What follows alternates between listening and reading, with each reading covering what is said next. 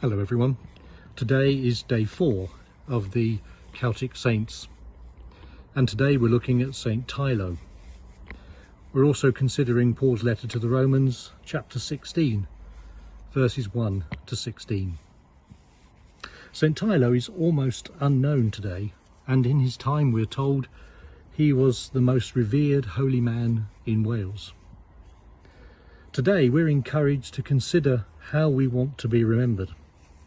Do we want our name to be known, or are we content to continue doing God's will, even if in the long term we are forgotten?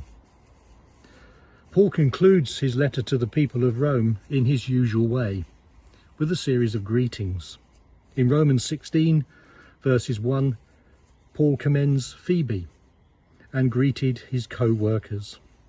This is the only place in the New Testament where Phoebe, a Gentile by name, is mentioned, and yet she was a leader in the church at Cenchrea, the port city of Corinth, and probably took Paul's letter to Rome. So Paul was authenticating the letter she carried, and Phoebe herself. In a travelling age, such commendations were commonplace. With few public facilities, travellers would depend on the assistance of people they had never met. How much easier then if you have a letter of recommendation from someone that the potential host already knows. So Paul commends Phoebe as our sister, meaning a fellow believer, a deacon in the church, either in general service or perhaps a paid minister. We don't know for sure. Here Paul is asking the Roman church to receive her in the Lord, meaning to welcome her and give her lodgings. Paul then goes on to greet a further 26 people at Rome, as well as 3 house churches, 5 if we consider the households in verses 10 to 11 as churches. It may be that everyone Paul can think of. His purpose may be partly to enlist their help for when he himself came to Rome, or perhaps simply to demonstrate his knowledge of the Roman Church. There are 9 women mentioned, demonstrating the important role that women held in the early church.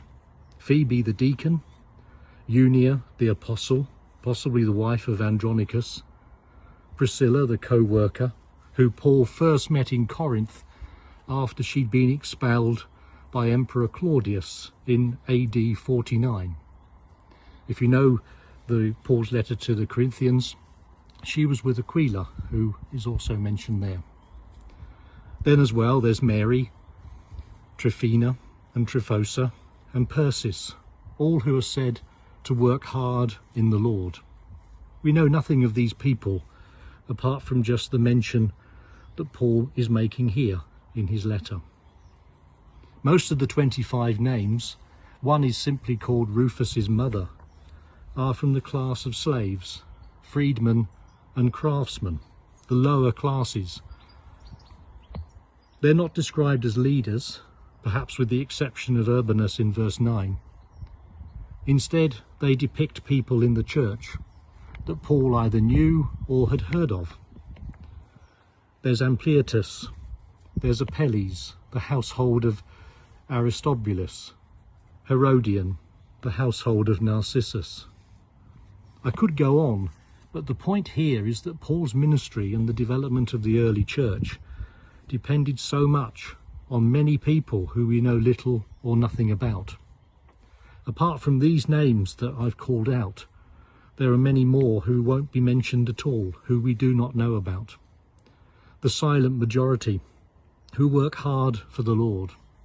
And so it is in our churches today, the many folk who work quietly in the background, becoming the hands and feet of Jesus in our world today. And for me, St. Teilo represents all of those people, both past and present. And the Lord will bless you all. Have a good day.